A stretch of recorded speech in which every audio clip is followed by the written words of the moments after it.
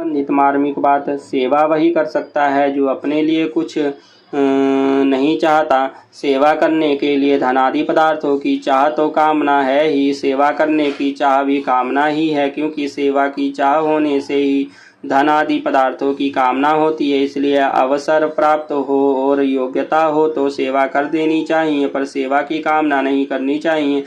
दूसरे को सुख पहुंचा कर सुखी होना, मेरे द्वारा लोगों को सुख मिलता है, ऐसा भाव रखना, सेवा के बदले में किंचित भी मान बढ़ाई चाहना और मान बढ़ाई होने पर राजी होकर वास्तव में भोग है, सेवा नहीं कारण की। ऐसा करने से सेवा सुख भोग में परिणित हो जाती है, अर्थात सेवा अपने सुख के लिए हो जाती है। अगर सेवा करने में थोड़ा भी सुख मिल जाए तो वह सुख धन आदि पदार्थों में महत्व बुद्धि पैदा कर देती है, जिससे क्रमश ममता और कामना की उत्पत्ति होती है।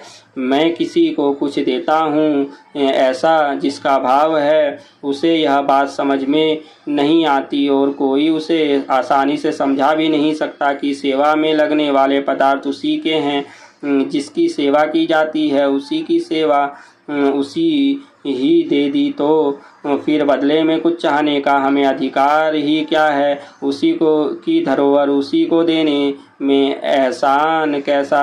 अपने हाथ से अपना मुख धोने पर बदले में क्या हम कुछ चाहते हैं। जय श्री सीताराम।